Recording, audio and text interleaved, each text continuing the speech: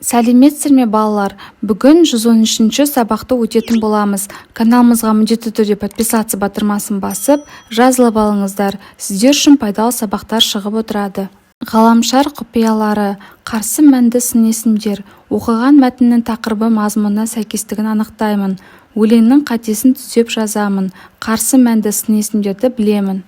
44-ші жаттығу. Мәтінді оқы. Марс неге қызыл ғаламшар деп аталған? Бұрын адамдар жердегі сияқты Марста да тіршілік бар деп болжаған. Алайда ғарыш зондтары одан ешқандай тіршілік іздерін таппады. Марс қызыл ғаламшар деп те аталады.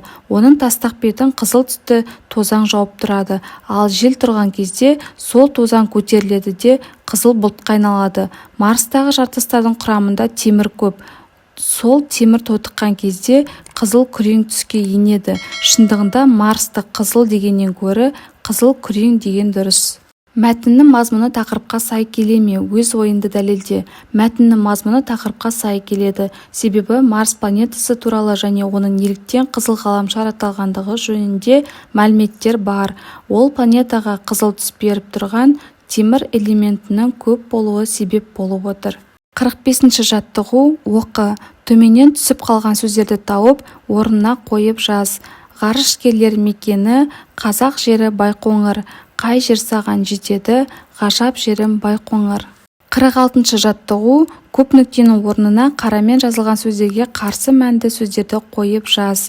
Жақсы көмек етеді, жаман күліп кетеді. Ақылды мақтанса, істі тындырар, тентек мақтанса, аяғын сындырар.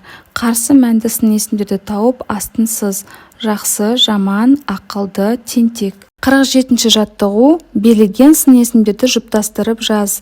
Қандай белгілеріне қарай жұптастырдың? Қарсы мәнді сын есім не үшін қажет? Биік аласа, қымбат арзан, қараңғы жарық, алыс жақын, қалың жұқа, қою сұйық, жіңішке жуан.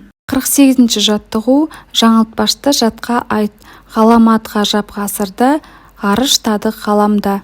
Осымен сабақ аяқталды. Сабақ пайдалы болған болса, лайк басып, достарыңызбен бөлісуді ұмытпаңыздар.